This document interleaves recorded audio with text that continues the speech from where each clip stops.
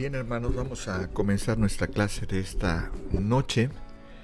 Es la lección 1 de la materia Historia de la Iglesia. Y la lección 1 se titula El nacimiento de la Iglesia y el testimonio apostólico, una perspectiva reformada. Nuestro objetivo en esta primera clase es el siguiente: comprender el origen y desarrollo de la Iglesia cristiana desde el día de Pentecostés, explorando la misión apostólica, la autoridad de la Escritura, la formulación de credos y el gobierno eclesiástico a la luz de una teología reformada. Así que vamos a estar hablando y compartiendo de esto.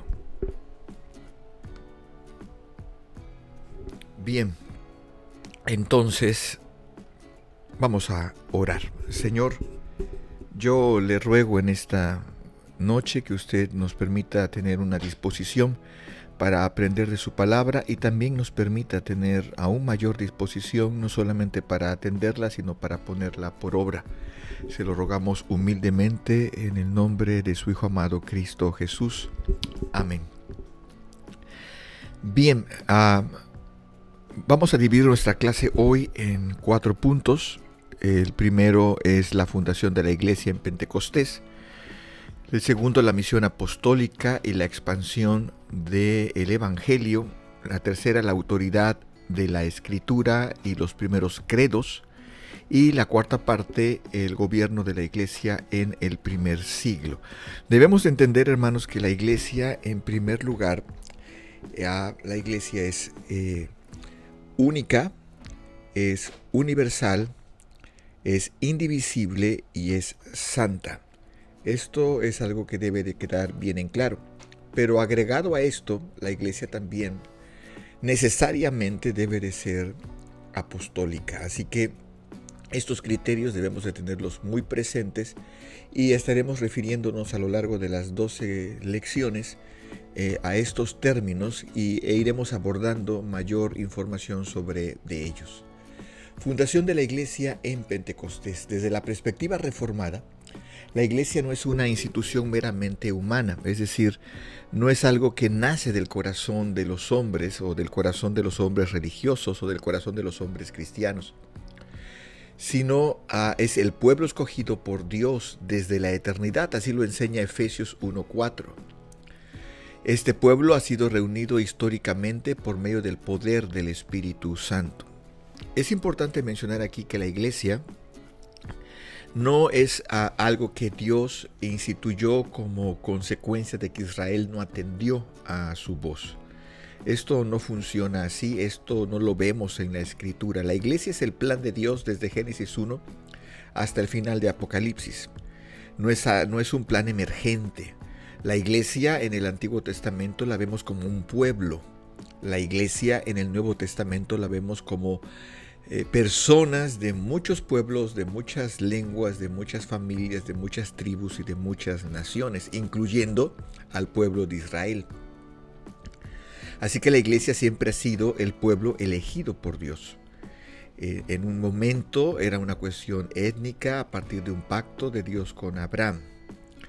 Y después del ministerio, muerte cruenta, resurrección y ascensión de nuestro amado Señor Jesucristo, esto llega a una plenitud no solamente de la revelación, sino del ejercicio de este propósito de Dios que se nos revela plenamente en Cristo y que lo vemos ejecutado plenamente en la Iglesia. Así que la Iglesia no es ni por un lado voluntad humana, ni por otro lado es el plan B de Dios.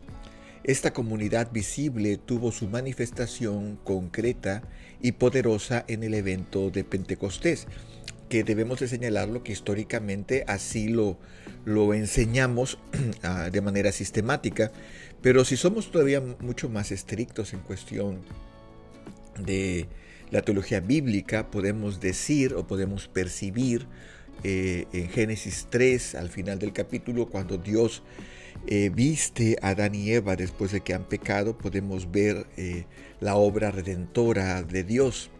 Este inicio de esta obra redentora en la vida de Adán y Eva Así que podemos ver, vamos a decirlo así, una protoiglesia. No me gusta el término, me gusta más bien llamarlo, vemos la iglesia eh, o el origen de la iglesia desde Génesis capítulo 3, porque Adán y Eva han recibido la gracia del perdón de Dios, y esto es intrínsecamente relacionado con la iglesia. Pero para nuestro estudio vemos al día de Pentecostés como el momento en que inicia la iglesia, más o menos como la conocemos en el sentido organizacional. Es decir, hoy día no somos exactamente como la iglesia del primer siglo en formas, en estructuras, aunque sí debemos de serlo en cuestiones de doctrina. La doctrina no puede ser modificada bajo ninguna circunstancia, por eso la iglesia tiene que ser apostólica. En ese día el Espíritu Santo descendió sobre los discípulos reunidos, capacitándolos para proclamar las grandezas de Dios en multitudes de lenguas. Que ese es el valor del texto. El valor del texto está en la predicación del Evangelio, no solo en el milagro de que la gente entendía en su propia lengua, sino en el hecho de que el Evangelio fue predicado, anunciado de manera pública ese día, y muchos se convirtieron.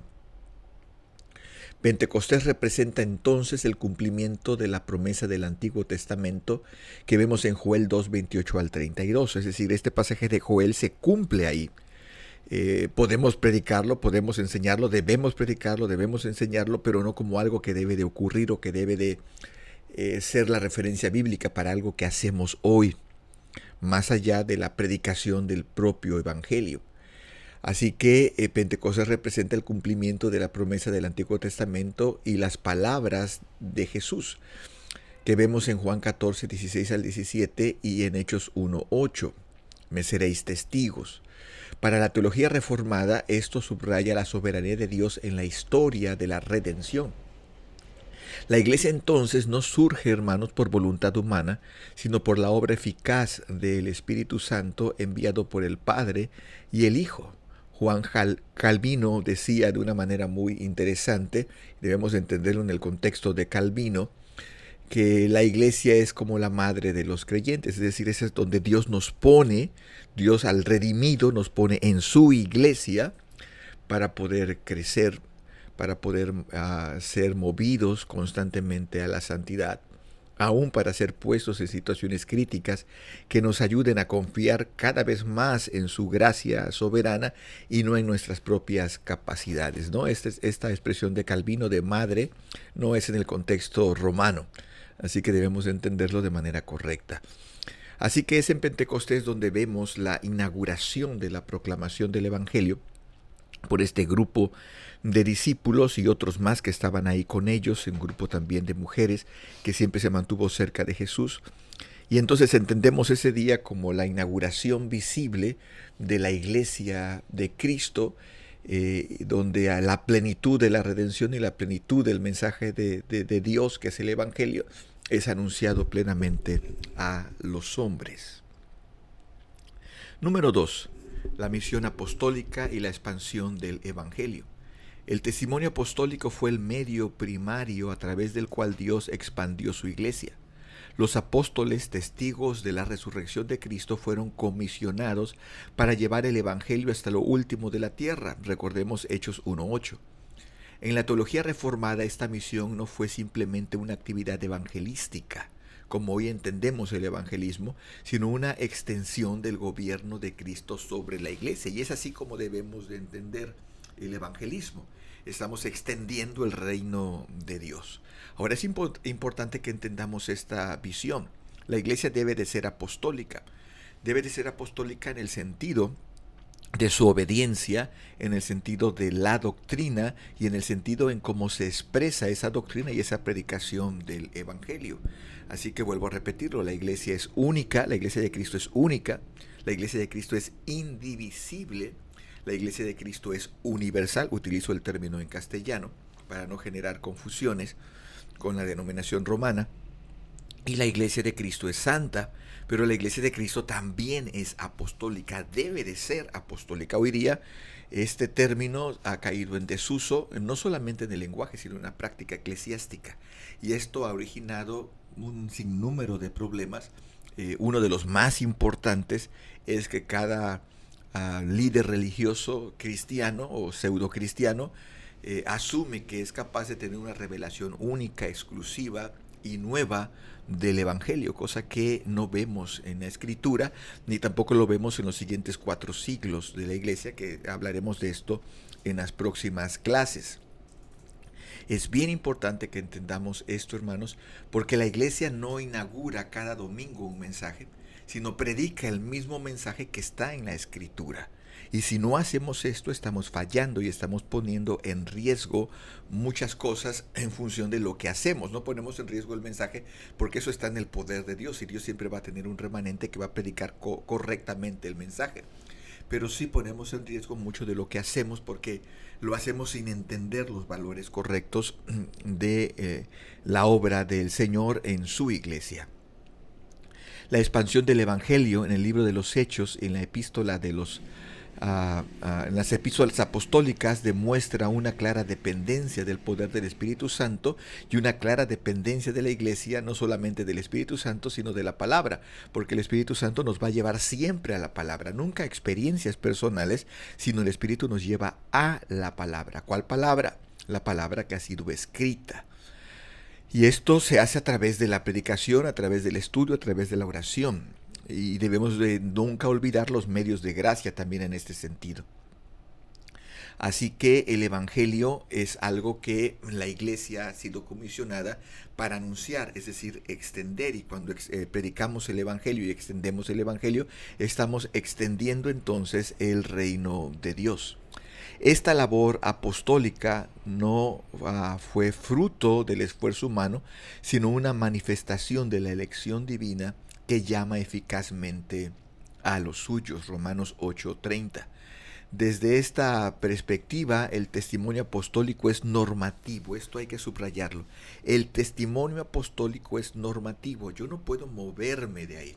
De hecho, Hechos, insiste Lucas al escribir, es minucioso al mencionar que perseveraban en la doctrina de los apóstoles. No perseveraban en una revelación privada o en una revelación nueva, sino permanecían en lo que los apóstoles habían enseñado. Así que cualquier grupo religioso, cualquier predicador que está predicando algo que los apóstoles no predicaron, no está predicando el Evangelio. Podemos utilizar técnicas, podemos utilizar herramientas aún tecnológicas nuevas que pueden ser útiles, pero el mensaje tiene que ser exactamente el mismo. Así que no podemos darnos el lujo de ir en la dirección que a mí me parece, sino la Iglesia siempre tiene que ir en la dirección en la que la palabra señala. Eso es fundamental. Así que este mensaje es sumamente importante. El mensaje apostólico es normativo. Lo que ellos enseñaron y practicaron es modelo para la Iglesia de todas las épocas. Esta expresión muy de los 70s, recuerdo cuando era preadolescente y después adolescente al principio de los 80 y joven después en el seminario, esta expresión de, bueno, es que los tiempos cambiaron y ahora son tiempos diferentes.